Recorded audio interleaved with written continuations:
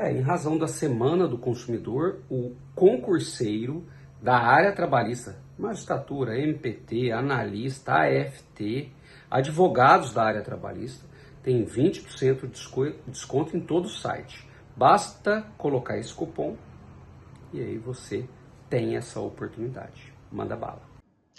Olá pessoal, como estão? Hoje vamos falar um pouquinho sobre procedimentos que podem acontecer nos processos que tramitam na Justiça do Trabalho. Então, a partir do momento que eu ingresso com uma reclamação, dependendo do valor da causa, eu vou ter um tipo de procedimento que vai ser aplicado. E aqui veja bem, pessoal, por favor, não façam confusão em relação a isso, porque eu estou dizendo, veja bem, que a partir da análise do valor da causa, eu vou delimitar o procedimento que vai ser usado.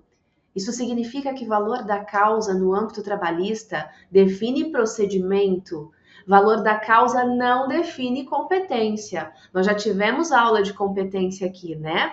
E nós vimos que valor da causa não vai ser uma modalidade, uma forma de delimitação de competência relativa aqui. Não, competência relativa no âmbito trabalhista só temos a competência territorial. Valor da causa vai definir procedimento. Isso significa que quando eu olho para o valor da causa, eu vou ter que olhar qual é o seu valor e dependendo do valor, eu vou ter que ter a aplicação de um procedimento específico. Lembrando que procedimento significa quais são as regras que vão delimitar as formas de atos que vão ter que ser exercidos, né? Alguns regramentos, algumas limitações. Geralmente limitações por quê? Porque quando estou diante do procedimento ordinário, eu sei a regra na geral. Agora, os outros tipos de valor da causa que são inferiores aos que se enquadram no procedimento ordinário vão delimitar procedimentos que acabam sendo mais restritos, tá, pessoal? Por isso que eu digo delimitações, né?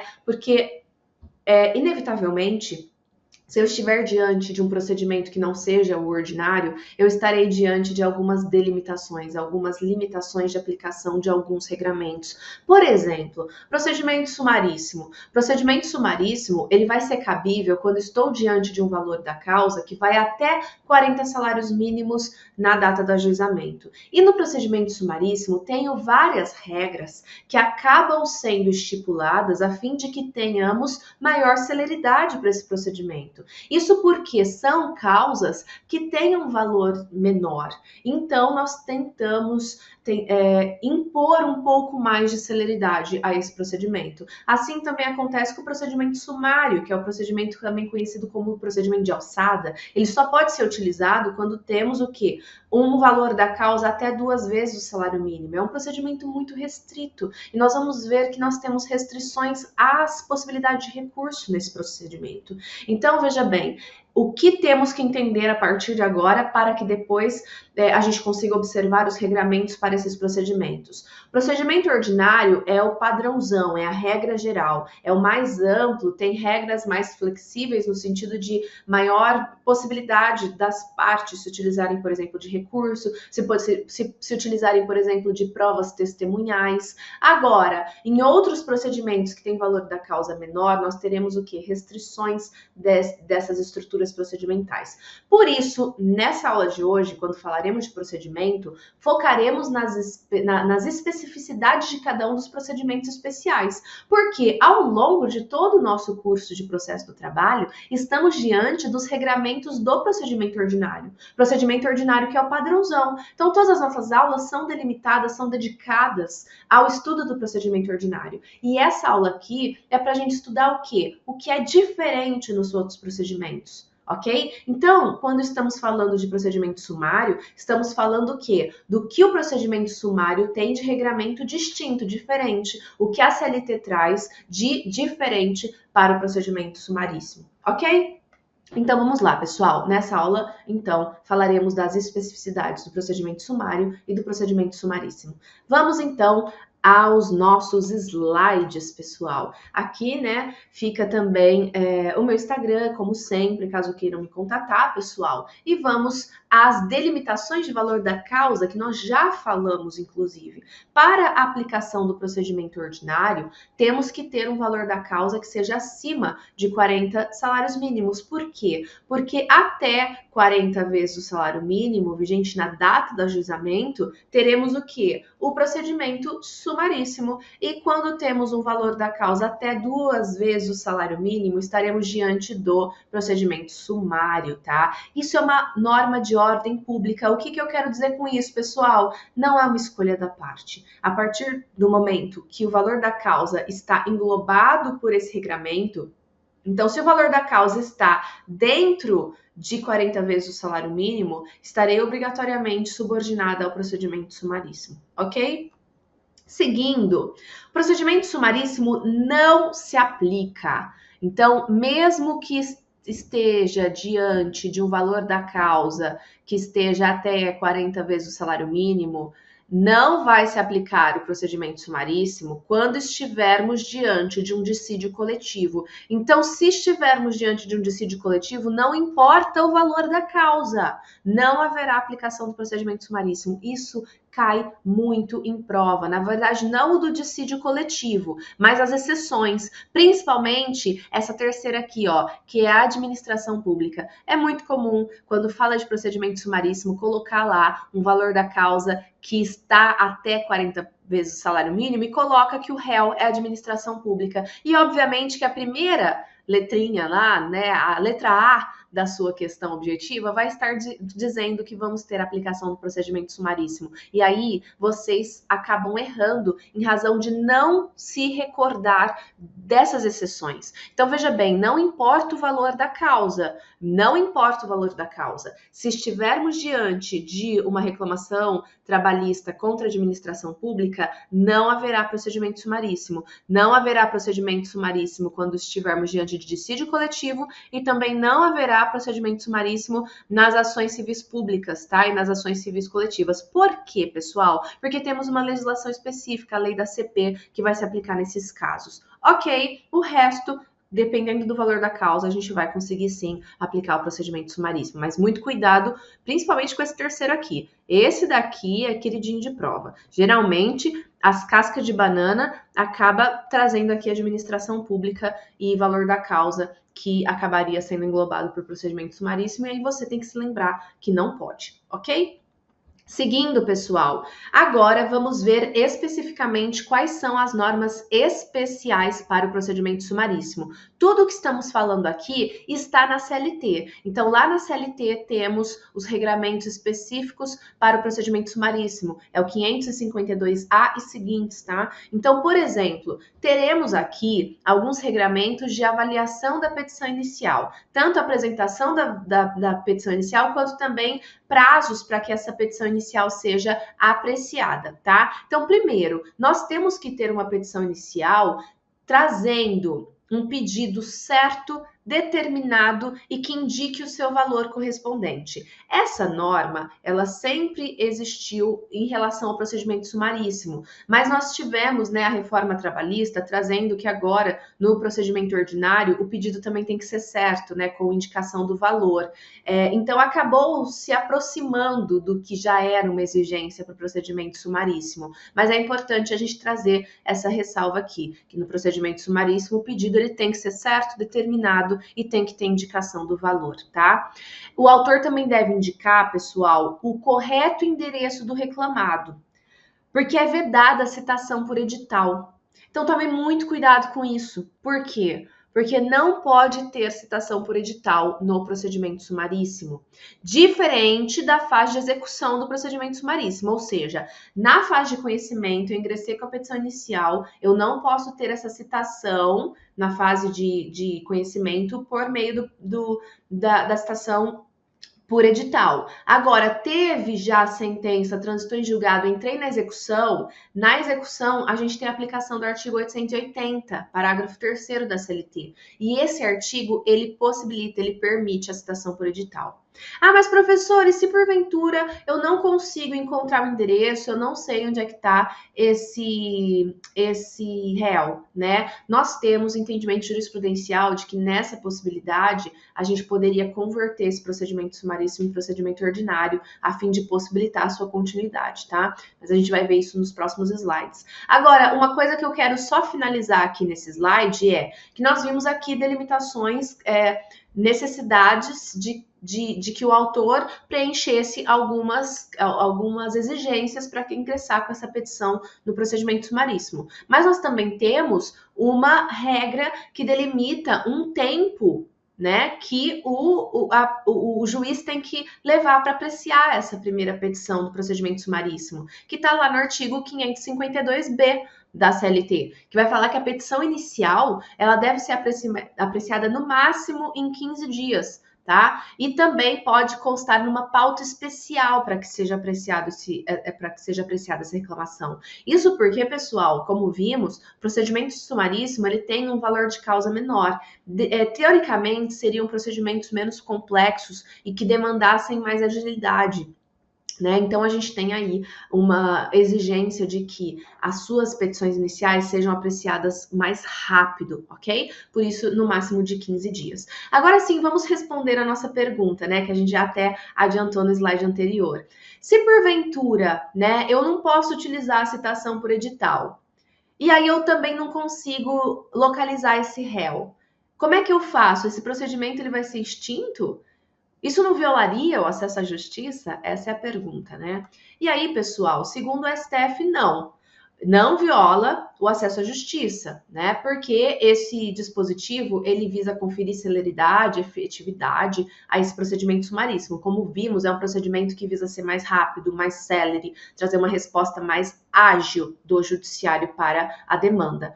Contudo, se essa citação por edital ela for imprescindível ao caso, o caso não consegue evoluir sem essa citação por edital, aí nós também temos a possibilidade, como eu disse para vocês, da conversão automática para o rito ordinário, segundo o STF, isso é possível. Então, como eu disse para vocês, a classificação de qual seria o procedimento cabível para cada uma das situações é uma norma cogente, não depende de escolha da parte. A parte se submete àquela regra, né?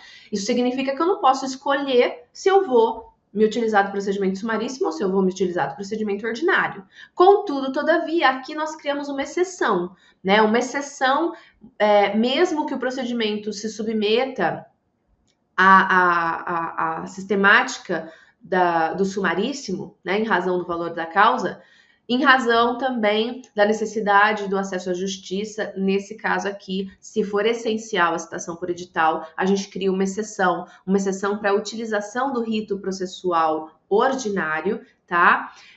A fim de que a gente consiga dar continuidade a essa demanda, ok? Pessoal, outra questão importante da gente comentar aqui são as normas específicas de audiência para o procedimento sumaríssimo.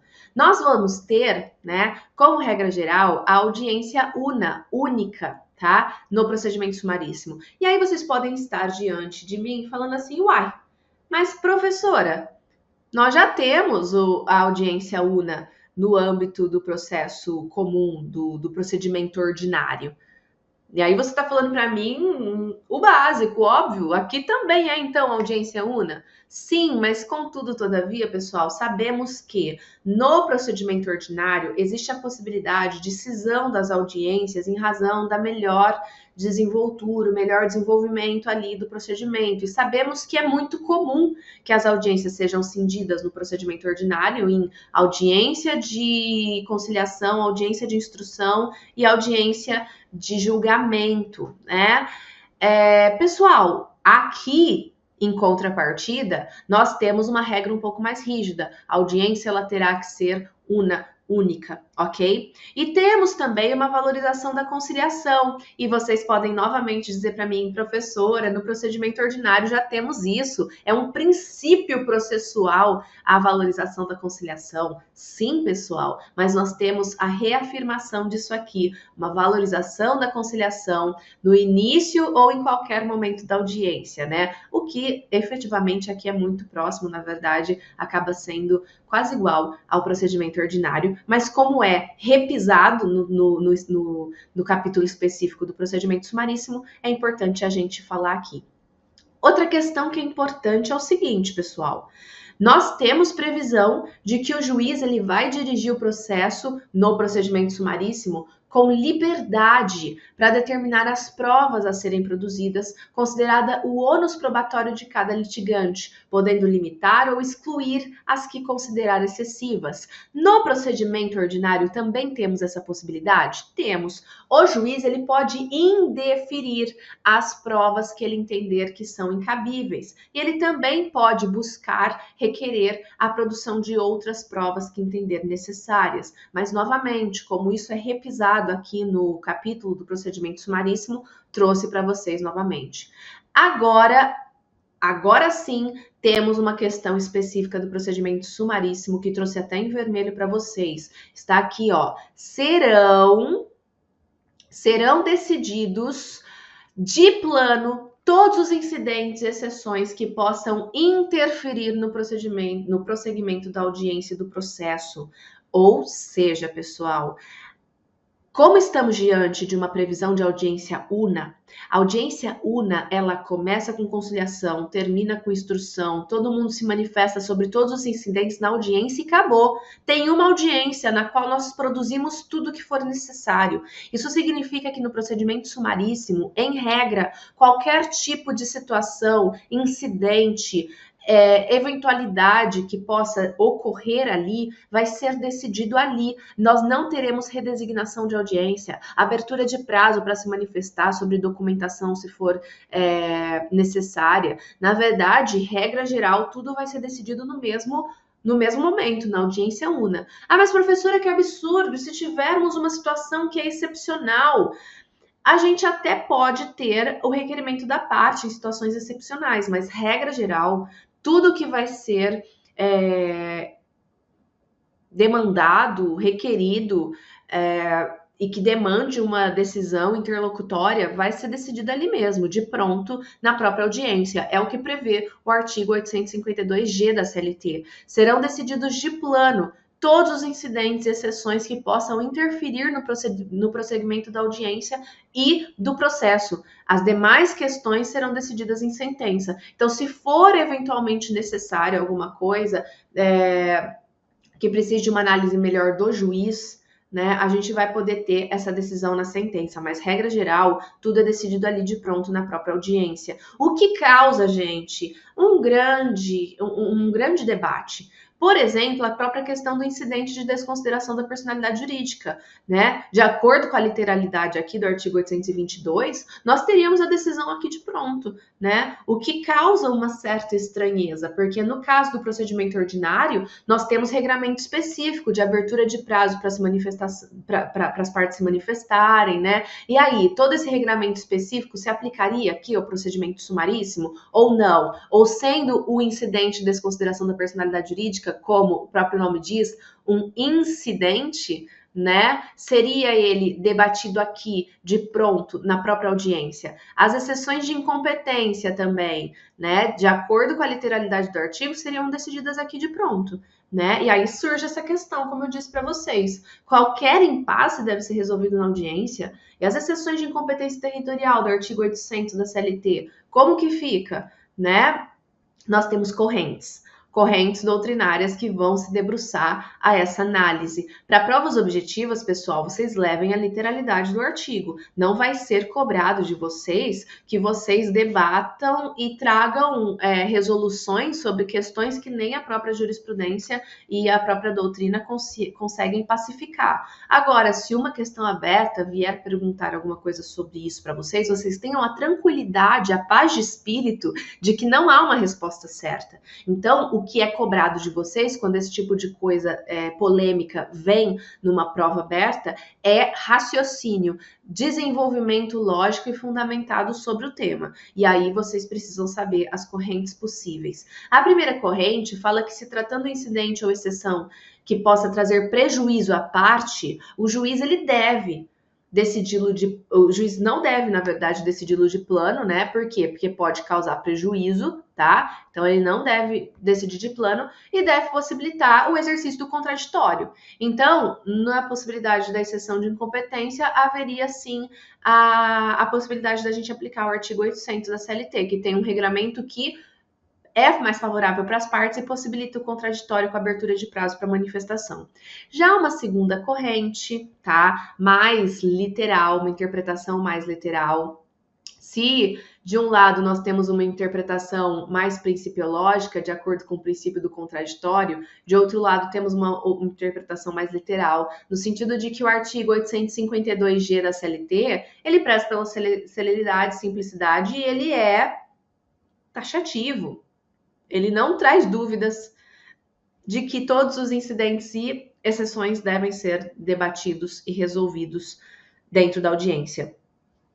Esse entendimento se aplica ainda que haja necessidade de prova testemunhal, uma vez que as testemunhas já deveriam, inclusive, estar nessa audiência. Porque como é uma audiência una, nós estamos numa audiência que vai ter produção de prova. As testemunhas já devem estar ali. Então, se precisar de oitiva, produção de prova oral, as testemunhas já estão disponíveis. A gente já resolve ali e não tem nenhum tipo de redesignação de audiência, não tem nenhum tipo de abertura de prazo. Essa é a segunda corrente, tá? Então, temos essas duas opções. Pessoal, e o incidente de desconsideração da personalidade jurídica, né? Como é que ficaria nessa situação? Nós também temos esse debate, né? Nós temos a possibilidade de tanto seguir uma corrente que possibilitaria as partes de se manifestar, abrindo prazo, e também uma corrente no sentido de que as partes já estão ali para se manifestar de forma oral, as testemunhas, se for necessário, também estão ali. Então, no mesmo sentido, teríamos a possibilidade de seguir ambas as correntes, assim como é no caso da exceção. Ok, pessoal? E agora vamos para a questão da produção de provas. O que diz a CLT sobre essa questão? O artigo 852H vai dizer que todas as provas serão produzidas na audiência de instrução e julgamento, ainda que não requeridas previamente. Então, se houver algum tipo de demanda, requerimento de produção de provas ali na audiência, isso já será resolvido ali na própria audiência, ok, pessoal? E sobre documentos, se houver apresentação de algum documento por uma das partes, a outra parte vai ter que se manifestar imediatamente sobre essa documentação, sem interrupção da audiência. Agora, professora, se forem documentos muito volumosos, isso pode acontecer. E se houver uma impossibilidade absoluta de que a parte consiga ler essa documentação naquele momento, a gente tem que ter também um princípio de razoabilidade e proporcionalidade. E o próprio parágrafo 1º, ele prevê isso. Salvo uma absoluta impossibilidade, o juiz ele pode deferir uma dilação probatória ali. Uma dilação de prazo, na verdade, né? Então, ele pode conceder um prazo para as partes se manifestarem. Só que isso é a critério do juiz. Então, novamente, como é que vai ser essa análise? Proporcionalidade, razoabilidade, né? Então, ali, diante de uma situação prática, isso vai ser analisado de forma causuística. Ok, pessoal? Agora, o que mais cai quando a gente fala de procedimento sumaríssimo? Essa questãozinha decoreba aqui, pessoal, que é o número de testemunhas. E aí já ressalvo para vocês que geralmente as questões vão trazer o número de testemunhas do procedimento ordinário, procedimento sumaríssimo e também do inquérito de apuração de falta grave. Geralmente vai misturar esses números de testemunhas, número máximo de testemunhas que pode ser ouvido pela parte e nas questões objetivas. E aí, quais são esses números, pessoal? No caso do procedimento sumaríssimo, você só pode ouvir até 2. No ordinário, procedimento ordinário, são 3. E no inquérito de apuração de falta grave, é 3 vezes 2, que vai dar 6, tá? Então, assim fica fácil para vocês decorarem. Ordinário é 3, tá? Sumaríssimo é 2. E no inquérito de apuração de falta grave vai ser 6, ok? Seguindo, pessoal, e se a testemunha falta? O que acontece, né? Aqui nós temos uma comparação entre o procedimento ordinário e o procedimento sumaríssimo, para vocês entenderem como é a diferença. No procedimento ordinário, só para quem não tem esse conhecimento, para a gente fazer essa revisão, o artigo 825, ele prevê que as testemunhas elas não precisam ser arroladas. Então, o que acontece? Na Justiça do Trabalho, você tem a intimação da data da audiência, e aí, tendo essa data da audiência, a parte que quer ouvir alguma testemunha vai fazer a comunicação para essa testemunha, né, de que ela tem que comparecer nessa data, sem nenhum tipo de intimação formal e sem a necessidade de apresentar uma petição elencando as testemunhas que vão ser ouvidas no processo, tá? Então, o que acontece? A parte por meio do seu advogado, fica sabendo dessa audiência, ela vai comunicar para suas testemunhas, ela tem que levar suas testemunhas no dia da audiência. Agora, o que acontece? Se porventura essas testemunhas não aparecem, elas faltam, no procedimento ordinário, você comunica o juiz na data da audiência, então você comparece parte e você fala: olha, minha testemunha não veio, tal, apesar de eu ter avisado ela, tal. E aí, o que acontece? De acordo com o parágrafo único, você vai ter a possibilidade da redesignação dessa audiência, com aí sim a intimação dessa testemunha, tá? Sob pena de coerção, de condução coercitiva ou de multa, para que ela compareça nessa nova data de audiência que vai ser designada. Então, veja bem, no procedimento ordinário, de acordo com a literalidade do parágrafo único, eu não tenho que comprovar que eu informei minha testemunha de que ela tinha que comparecer na audiência. Professora, não entendi. O que eu quero dizer? Eu quero dizer que, de acordo com a literalidade do artigo, eu não tenho que comprovar que eu mandei uma carta, um correio com AR, com aviso de recebimento para testemunha e comprovar documentalmente. Olha, juiz, aqui está a comprovação de que eu chamei a testemunha e ela não veio. Ou um print de conversa de WhatsApp, ou um e-mail. Eu não tenho que comprovar nada. É simplesmente eu chegar e falar: olha, eu queria ouvir essa testemunha, ela não compareceu, por favor, gostaria que fosse redesignada a audiência para que tenha a produção da prova oral. Essa é a literalidade do artigo 825.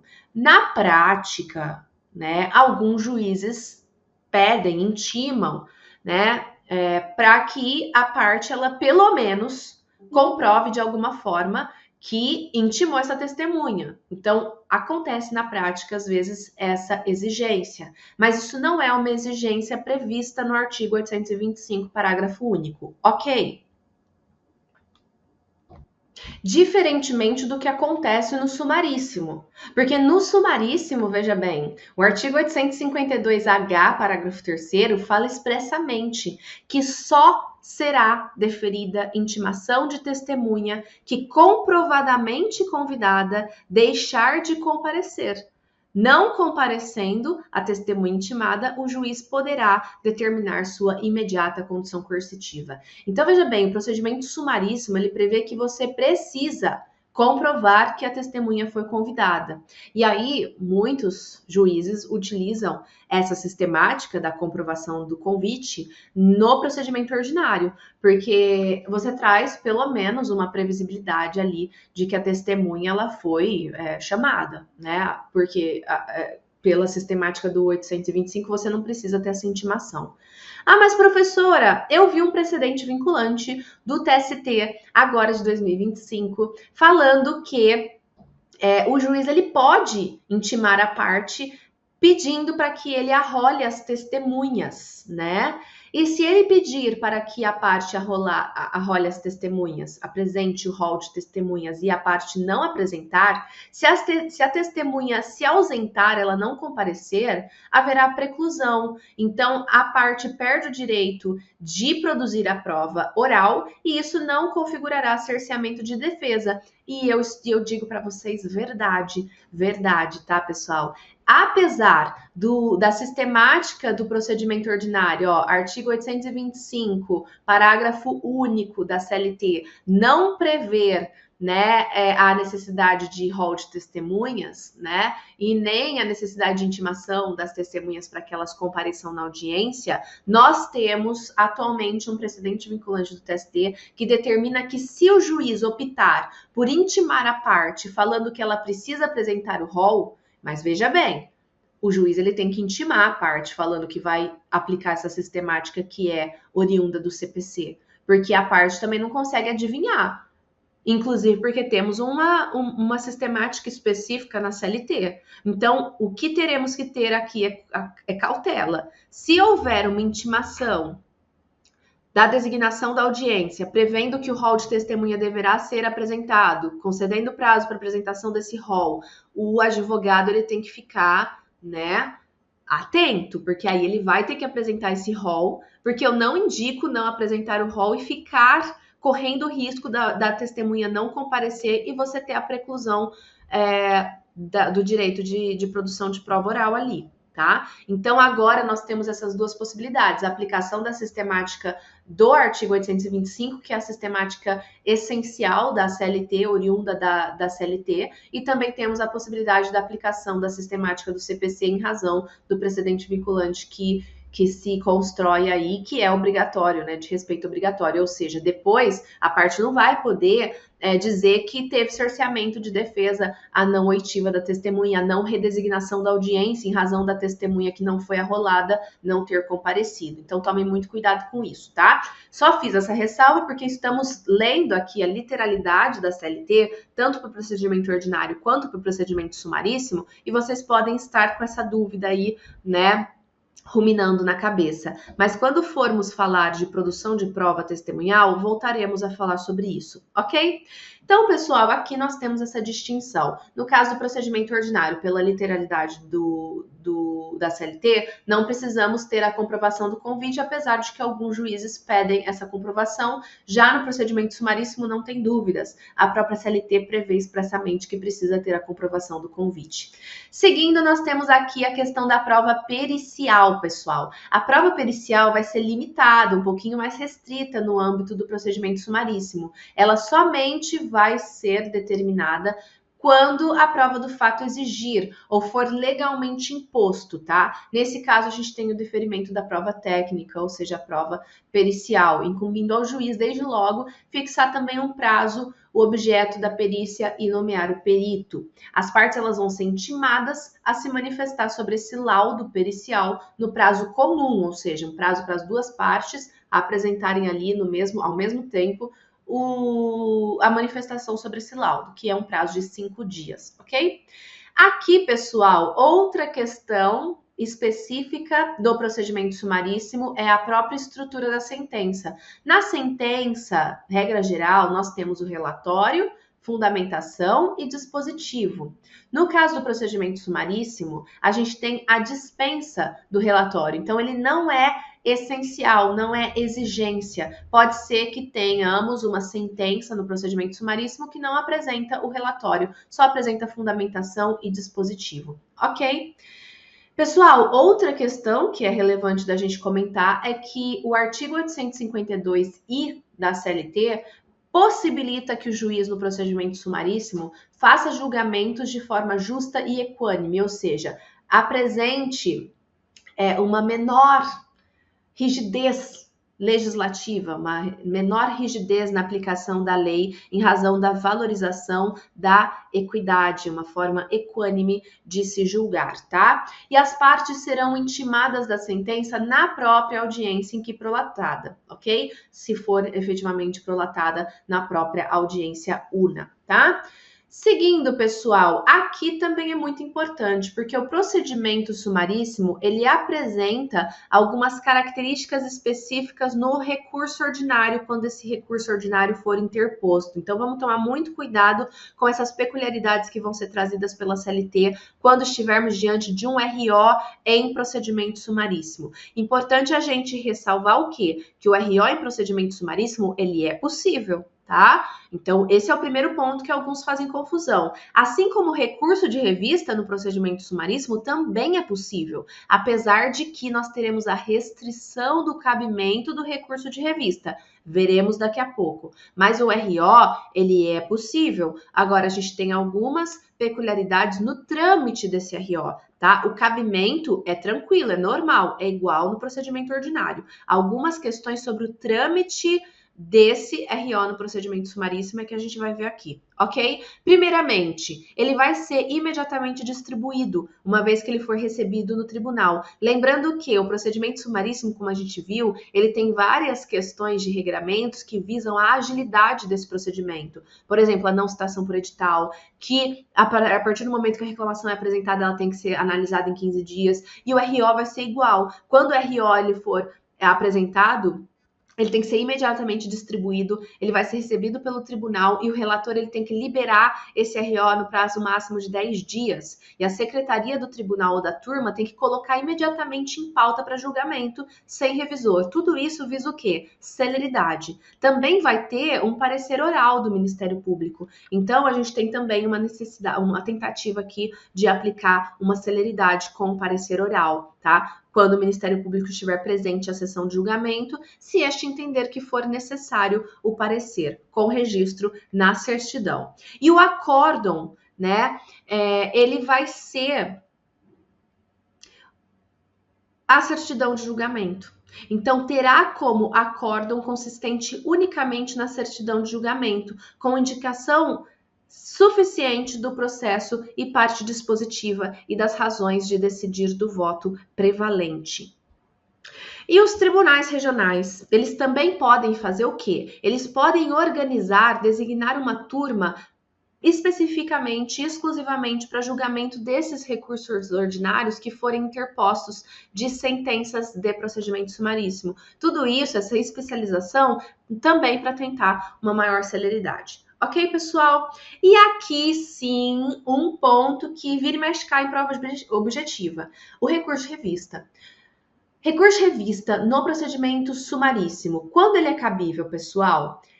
No procedimento sumaríssimo, em regra, a gente não tem o recurso de revista, a não ser quando tivermos violação de CF e súmula. Estou falando bastante acento aqui para vocês, de alguma forma, lembrarem do que eu estou falando na hora da prova. Então, sumaríssimo, violação de CF e súmula. Às vezes eu até escrevo assim, ó, para os alunos não esquecerem. CF, né, com S, até para a gente conseguir decorar. Então, no sumaríssimo recurso de revista da violação da CF e súmula, ok? Pessoal, lembrando que o nosso regimento interno do TST, ele estabelece que as teses jurídicas aprovadas em incidente de recurso de revista repetitivo, assunção de competência, resolução de demandas repetitivas, que são os nossos precedentes vinculantes, eles vão se equiparar a súmulas, a entendimentos sumulados, a fim de que tenha cabimento do recurso de revista. Então, aqui também temos a possibilidade do cabimento de violação de precedentes vinculantes. Seguindo, cabe recurso de revista no procedimento sumaríssimo de violação de OJ? Pessoal, tomem muito cuidado aqui. Não. Então, por quê? Porque no sumaríssimo só cabe recurso de revista da violação de CF e súmula. Tem OJ aqui? Não tem. E lembrando que precedentes trazidos pelo regimento interno também não vão abarcar as OJs. Então, tomem muito cuidado. Não haverá, não cabe recurso de revista por violação de OJ no procedimento sumaríssimo, ok? E agora, para finalizar nossa aula, vamos falar um pouquinho do procedimento sumário, que é um procedimento muito menos comum na prática, tá? E ele é um procedimento que também é chamado de alçada. Esse procedimento, ele é previsto na Lei 5.584, tá?